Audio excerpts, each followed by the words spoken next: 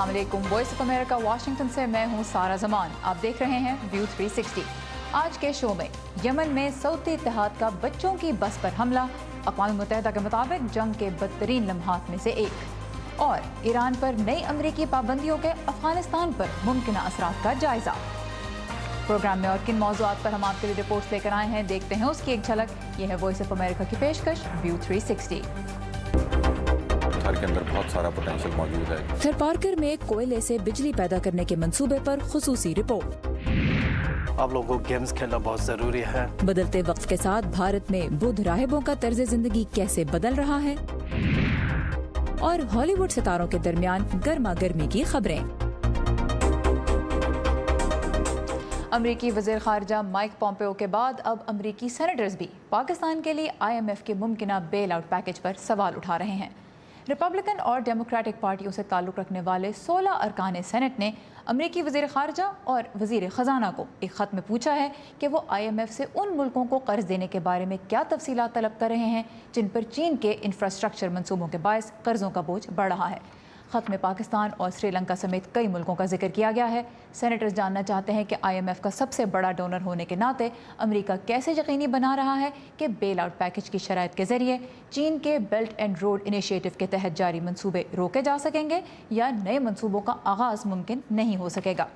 Senators को खदशा है कि चीन अपने कर्जदारों से अहम रियायतें हासिल कर सकता है, जिनमें इन मुल्कों के स्ट्रेटेजिक वसाइल का इस्तेमाल भी शामिल है। IMF के ओहदेदारों ने ख़त वसूल करने की तस्दीक करते हुए कहा है कि इदारा हर मुल्क की कर्ज लौटाने की काबिलियत का भरपूर जायज़ा लेता है।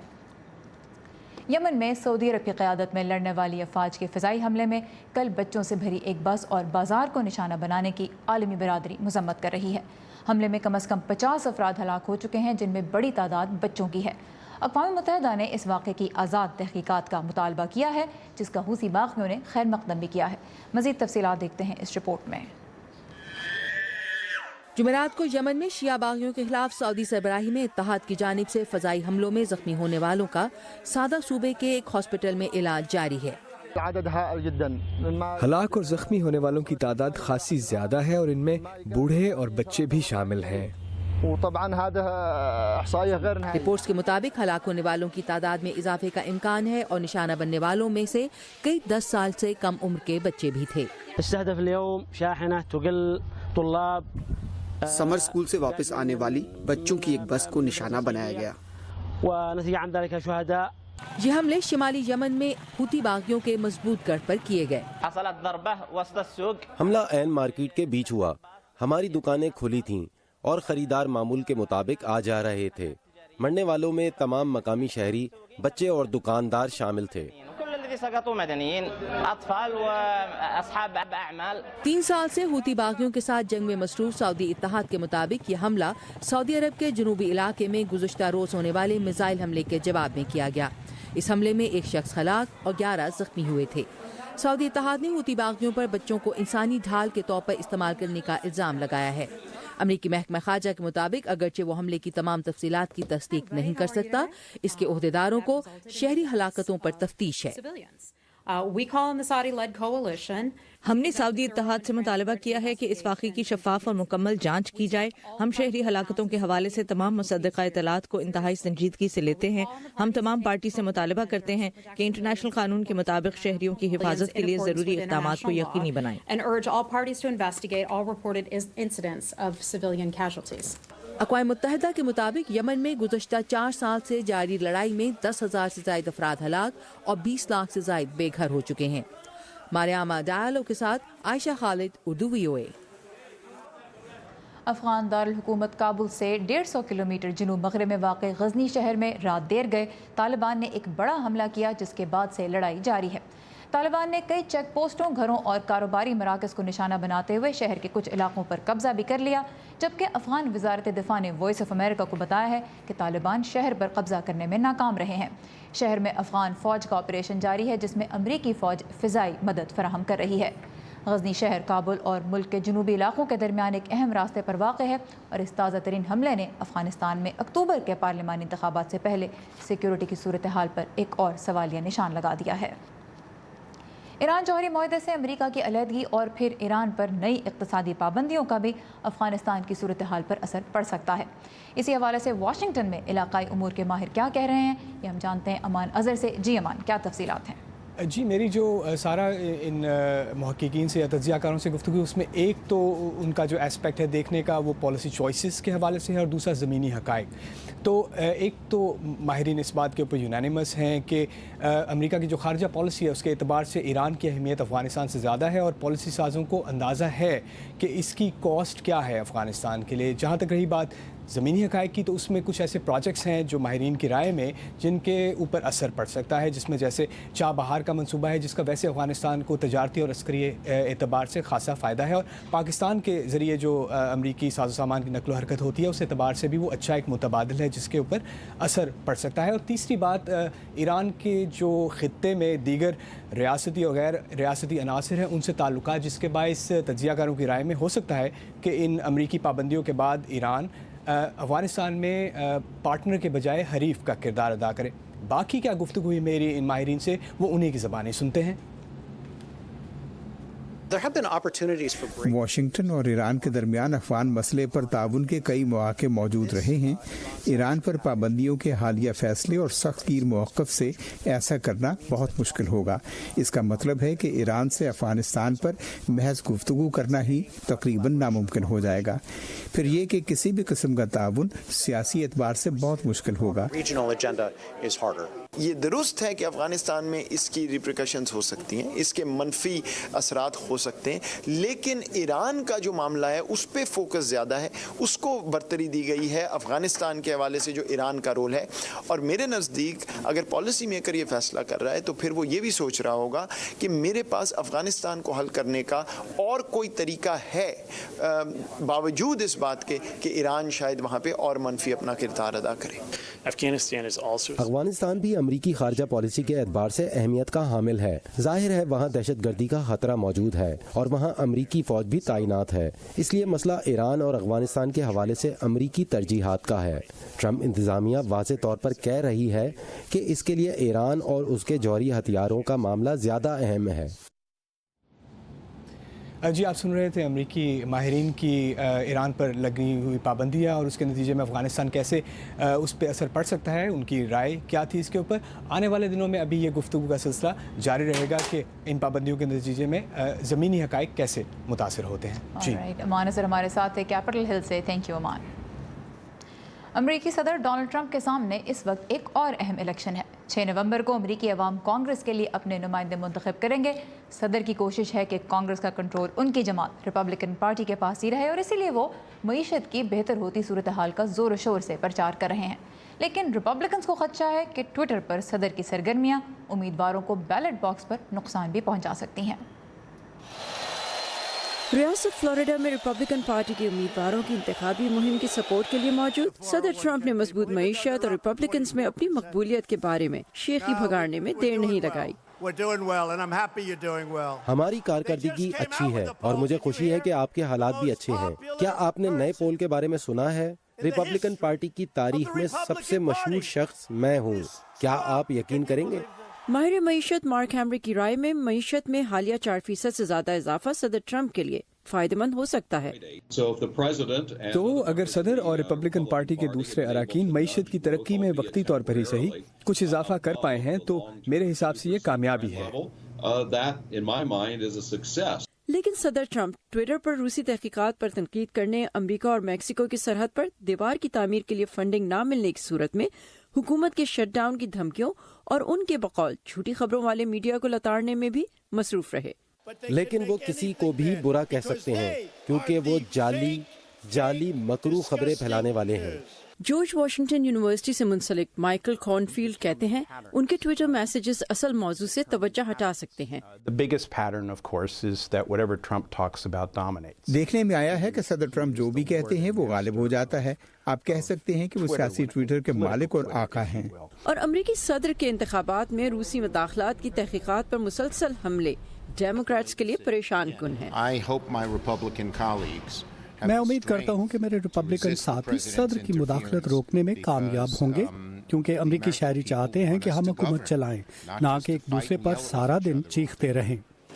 मजबूत मईशत रिपब्लिकन्स के लिए नवंबर के मिड टर्म इलेक्शंस में मददगार हो सकती है, लेकिन सदर ट्रंप का स्टाइल भी इन इंतखाबात में अहम उनसर होगा। बिलाशुबा वो एक मसला है, सभी मुझसे ये कह रहे हैं। बिल्कुल, वो दोनों जानिब के लिए एक मसला है। इतलात के मुताबिक सदर ट्रंप इस बात से परेशान है कि मईशत की बेहतर सूरत हाल भी उनकी आवाम में मकबूलियत के ग्राफ को नहीं बढ़ा पाई। ये कहना है गैलप पोल से मुंसलिक फ्रैंक न्यूपोर्ट का। सदर ट्रंप के हिसाब से माशी हालात अच्छे हैं, फिर भी लोगों के इत्मीनान का लेवल इतना नहीं जितना हम तवक्को कर रहे थे। सदर ट्रंप ने इस अज़्म का इजहार किया है कि वो दरमियानी मुद्दत के इंतखाबात की मुहिम में बड़े पैमाने पर हिस्सा लेंगे और बहुत से रिपब्लिकन्स उम्मीद कर रहे हैं कि वो मईशत पर ज़्यादा और सियासी लड़ाइयों पर कम तवज्जो देंगे। जिम मलोन के साथ सबा शाह खान, उर्दू VOA। दुनिया भर से मिलने वाली कुछ और अहम खबरों की झलकियां देखते हैं आज के वर्ल्ड व्यू में। फ़लस्तीनी हुक्काम के मुताबिक हमास और इसराइल के दरमियान गजा में जंग बंदी हो गई है। फ़लस्तीनी और हमास मीडिया के मुताबिक मिस्र और खित्ते के दीगर ममालिक की मदाखलत के बायस ये मुआहदा हुआ। इससे एक रोज़ पहले इसराइल ने गजा में हमले किए थे, जिनके जवाब में फ़लस्तीन की जानिब से रॉकेट्स फायर किए गए। वस्ती जनूबी अमेरिका के मुल्क बोलिविया में गुज़श्ता रोज़ इफ्तिताह किए जाने वाले मुल्क के नए गवर्नमेंट हाउस पर लोगों ने एहतजाज किया है। पीपल्स ग्रेट हाउस नामी ये हुकूमती मरकज़ कॉलोनियल दौर से ज़ेर इस्तेमाल गवर्नमेंट पैलेस की जगह लेगा। पुराने गवर्नमेंट पैलेस को एक अजायब घर में तब्दील कर दिया जाएगा। फ्रांस की वजारत दाखिला के मुताबिक मुल्क में आने वाली तूफ़ानी बारिशें जनूबी फ्रांस में नदी नालों और दरियाओं में तुग़यानी का बायस बन गई हैं।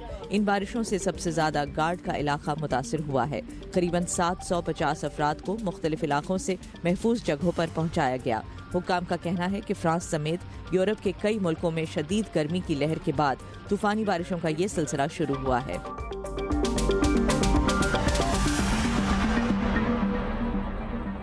बिजली पाकिस्तान की अहम तरीन ज़रूरतों में से एक है। उम्मीद की जा रही है कि सूबा सिंध के ज़िला थरपारकर में पाए जाने वाले कोयले के ज़खायर से न सिर्फ इस पसमानदा इलाके बल्कि मुल्क का मुस्तकबिल रोशन बनाने में मदद मिलेगी। लेकिन मकामी आबादी इस मंसूबे के बारे में एक अरसे से तहफ़्फ़ुज़ात का इजहार कर रही है। आइए इसी बारे में देखते हैं ये खुसूसी रिपोर्ट।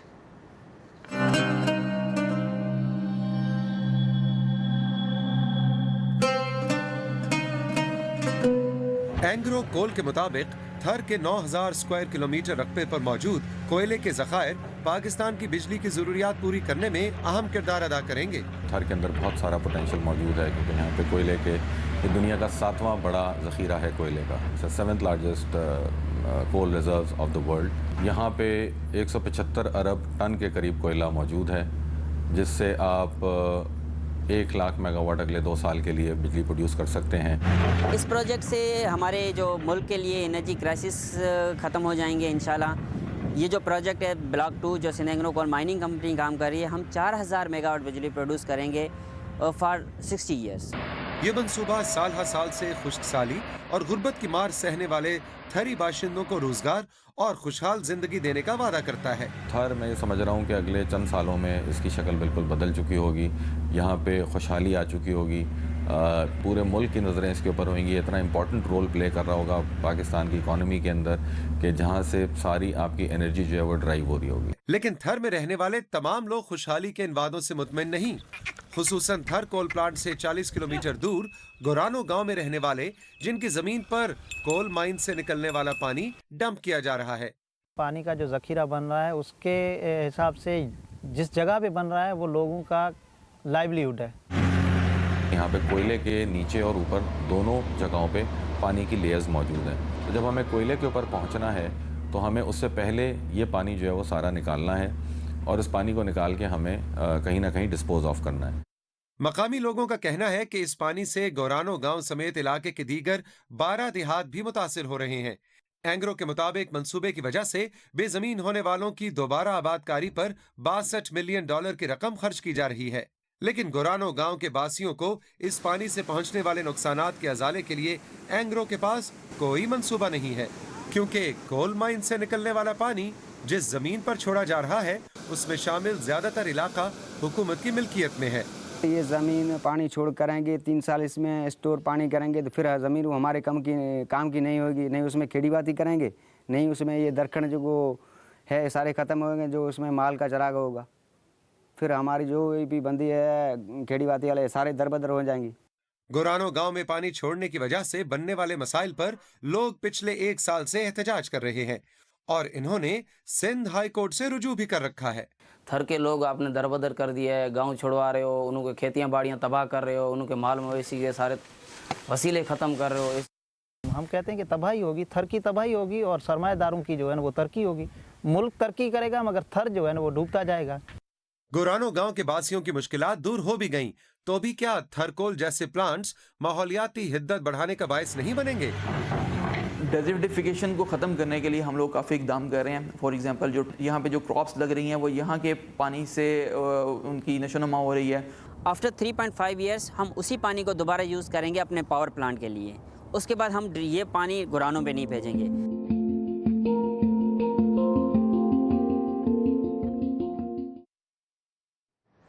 रिपोर्ट आपने देखी। Sindh Engro coal mining company के मुताबिक इस साल के अख्ताम तक थर के कोयले से बिजली की पैदावार का आगाज़ हो जाएगा। इराक़ के शहर मुसल से शिद्दत पसंद तंजीम दाइश के इनखला को 1 साल होने वाला है, लेकिन बहुत से लोग उस बर्बादी के असर से शायद कभी ना निकल पाएँ जिसका सामना इस शहर ने किया। जैसे 61 साला सना इब्राहिम, जो अपने 23 पोते पोतियों की तनहा परवरिश करने पर मजबूर हैं। इनके 2 बेटों को दाइश ने इराक़ी फ़ौजी होने के बायस मार दिया और 1 बेटा और बेटी मूसल को दाइश से छुड़ाने की लड़ाई में हलाक हो गए। सना के शौहर भी ज़हनी मर्ज़ का शिकार हो चुके हैं और अब ये ख़ानदान दूसरों के रहम करम पर पल रहा है। खुदा के सिवा कोई ताकत नहीं जो दाइश और उसे हम पर मुसल्लत करने वालों पर कादिर हो। अल्लाह उनसे हमारा बदला ले। दाइश ने हमें तबाह कर दिया। सना इब्राहिम को आज तक अपने बच्चों की लाशें नहीं मिली और ना ही उन्हें इसकी उम्मीद है। बुद्ध राहिबों की ज़िंदगी वैसे तो बहुत सादा होती है, लेकिन बदलते वक्त के साथ इनका तर्ज ज़िंदगी भी बदल रहा है। भारतीय रियासत हिमाचल प्रदेश के शहर धर्मशाला में, जो कि तिब्बत की जलावतन हुकूमत का मरकज़ है, सदियों पुरानी रवायात के बरक्स राहिबों को बास्केटबॉल खेलने की इजाज़त दी गई है। मज़ीद जानते हैं इस रिपोर्ट में। हिमाचल प्रदेश के पहाड़ों में कायम बुद्ध मजहब के पैरोकारों की पालपुन श्राबलिंग नामी इस खानकाह में सुबह की इबादत और पढ़ाई के बाद खेल का वक्त हो चुका है और नौजवान राहिब बास्केटबॉल खेलने के लिए तैयार हैं। 15 साला सेतन भूटिया को ये खेल बहुत पसंद है। बिना खेल के तो मस्ती नहीं है। इस खानकाह के प्रिंसिपल खेम्पू पेमानेगी का कहना है कि खानकाहों ने सदियों पुरानी रवायात के बरक्स बास्केटबॉल के मैदान तामीर किए हैं। डॉक्टर और वैदों ने कहा कि आप लोगों को गेम्स खेलना बहुत ज़रूरी है, तो तब से लेके हमारे गुरुजन ने भी वो पहले का जो रूल था उसको थोड़ा चेंज किया और उसके बाद ओपनली गेम्स यहाँ पे शुरू हुए। शरीर के लिए थोड़ा योगा, जैसे आप मोटा नहीं होगा, ऐसे थोड़ा जम अच्छा होने। करीब ही वाक़े बीर दिरू साकिया नामी एक और खानकाह में ये खेल नौजवान राहिबों को एक खुशगवार मसरूफियत फराहम कर रहा है। इन्हीं में नौजवान राहिब कुंगा नामग्याल भी शामिल है। जैसे कि हाइट भी लंबा होगा और फ्लेक्सिबल होगा ना। जिगमे थिनले नौजवान राहिबों को फ़लसफ़ा पढ़ाते हैं, लेकिन साथ में खेल की कोचिंग भी करते हैं। ये खेल कॉलेज के ज़माने में उनका पसंदीदा रहा है। जो बच्चे लोग ऐसे दिन भर क्लास में और दिन भर ऐसे रूम में ऐसे बैठते रहते हैं ना, उनके लिए अब ये एक्टिविटी हो जाता है जी। यानी कि आपका तन स्वस्थ है तो आपका मन स्वस्थ, तन और मन स्वस्थ है तो आपका लाइफ स्वस्थ है। नौजवान राहिबों के इस खेल से लगाव को देखकर महसूस होता है कि हिमालय के इन पहाड़ों में इबादत और पढ़ाई के साथ इन नौजवान बुद्ध राहिबों के लिए खेल भी जिंदगी का एक अहम हिस्सा बन रहा है। अंजना पसरीचा के साथ Saqibul Islam, Urdu VOA। Jurassic Park film series ने बहुत से बच्चों और बड़ों की डायनासोर्स में दिलचस्पी पैदा की, लेकिन इस मखलूक का अब तक का मुकम्मल तरीन असली ढांचा वाशिंगटन में वॉइस ऑफ अमेरिका की इमारत के करीब एक अजायब घर में आने वाला है। ये ढांचा अमरीकी रियासत मॉन्टाना में मिला। हमारे करीब आने से पहले हम इसे आप तक लेकर आए हैं। आइए देखते हैं। بہت بڑے ٹی ریکس کے ڈھانچوں کے حصے بڑے ڈبوں میں یہاں پہنچے ہیں. دوسرے بڑے ڈبے میں اس کی کھوپڑی ہے جس کے ساتھ تیز دھار دانت لگے ہیں. لیکن اس ڈھانچے کی دیکھ بھال کرنے والے میتھیو کرانو کہتے ہیں کہ ڈائناسور کا یہ سر نکلی ہے کیونکہ اصل ڈھانچے کی ہڈیاں نہایت نازک ہیں. اس جیسے بالغ ٹائرانوسورس لمبائی میں 40 سے 45 فٹ کے ہوتے ہیں جو کھڑے ہو کر 16 فٹ لمبے اور وزن میں 5 سے 10 ٹن وزنی ہوتے ہیں. اس کے دانت 6 انچ لمبے ہوتے ہیں جو مضبوط ہڈیوں کو توڑنے کی صلاحیت رکھتے ہیں. نیشنز ٹی ریکس صرف اس لیے اہم نہیں کہ اس کی زیادہ تر ہڈیاں اصلی ہیں بلکہ اس سے سائنسدانوں کو گوشت خور ڈائناسورس کے بارے میں نئے انکشافات ہوئے ہیں. یہ پہلا نمونہ ہے جس کے بازو دریافت ہوئے ہیں. ہم ہمیشہ سے جانتے تھے کہ ٹی ریکس کے بازو چھوٹے ہوتے تھے لیکن ہم نے کبھی دیکھے نہیں تھے. قدیم اشیاء پر تحقیق کرنے والوں نے حالیہ سالوں میں ڈائناسور کے بارے میں بہت کچھ جانا ہے جس میں ان کی عمر بھی شامل ہے. جیسے یہ ڈائناسور موت کے وقت ایک بچہ تھا. 20 سال کی عمر تک مکمل جسامت حاصل کر لیتے تھے جس کے بعد وہ کچھ بڑھتے اور لمبے ہوتے تھے لیکن زیادہ تر وزن میں بڑھتے تھے جس سے وہ موٹے ہوتے تھے بالکل انسانوں کی طرح. میوزیم کے پرانے فاسل ہال کے مقابلے میں یہ نمائش سائنسی لحاظ سے زیادہ ٹھیک عکاسی کرے گی کہ ڈائناسورس کیسے رہتے تھے. میوزیم کے سربراہ کرک جانسن کہتے ہیں کہ 700 سے زائد اقسام نمائش کے لیے پیش کی جائیں گی. اگر اسے بچے دیکھنے آتے ہیں تو امید ہے کہ وہ خود کو مستقبل کا نمائندہ سمجھیں اور چیزوں کو خود سے جانیں اور سائنسدان بنیں، تبدیلی کی مثبت لہر بنیں اور مستقبل کے بارے میں سوچیں. ان کا کہنا ہے کہ نمائش میں آنے والے لاکھوں افراد کو یہ نمائش تفریح بھی دے گی اور معلوماتی بھی ہوگی. ڈیبرا بلاک کے ساتھ وردہ خلیل، اردو VOA.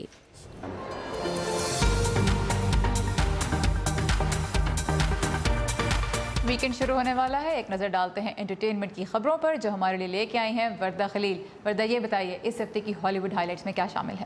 سارا، اس ہفتے ہالی ووڈ میں چل رہے ہیں کچھ تنازع.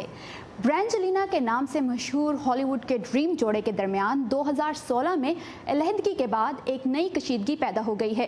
جی ہاں، میں بات کر رہی ہوں اینجلینا جولی اور بریڈ پٹ کی.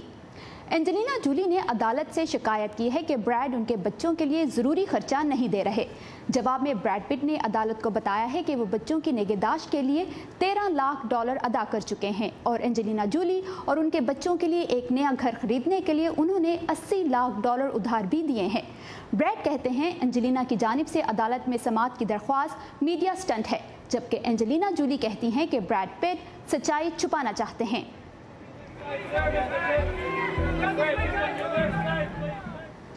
آسکر ایوارڈز میں اگلے سال سے کچھ تبدیلیاں ہونے والی ہیں لیکن اس سے ہر کوئی خوش نہیں. Academy of motion picture arts and sciences نے ایوارڈز میں اب مقبول فلم کی کیٹیگری شامل کرنے کا فیصلہ کیا ہے. ناقدین کہتے ہیں کہ یہ اضافہ آسکر کی خاصیت کو کم کر دے گا. ساتھ ہی اکیڈمی ایوارڈ کی تقریب کی گرتی ہوئی ٹی وی ریٹنگ کو سنبھالنے کے لیے تقریب کا دورانیہ بھی کم کر رہی ہے.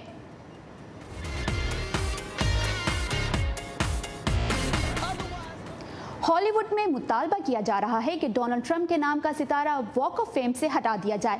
ٹرمپ صدر بننے سے پہلے ریئلٹی ٹی وی اسٹار تھے. یہ درخواست ویسٹ ہالی ووڈ سٹی کی انتظامیہ ہالی ووڈ چیمبر آف کامرس سے کر رہی ہے.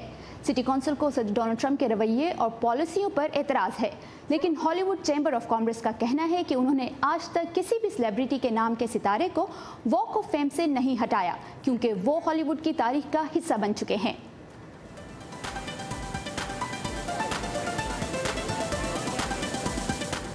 اور یہ تھی اس ہفتے کی ہالی would high lights. Very interesting Warda Khalil, thank you very much. اور اسی کے ساتھ ختم ہوتا ہے ہمارا آج کا ویو 360. فیڈ بیک کے لیے آئیے facebook.com/VOA اردو کے پیج پر اور تازہ خبروں کے لیے وزٹ کیجیے ہماری ویب سائٹ urduvoa.com. سارا زمان کو اجازت دیجیے. خدا حافظ.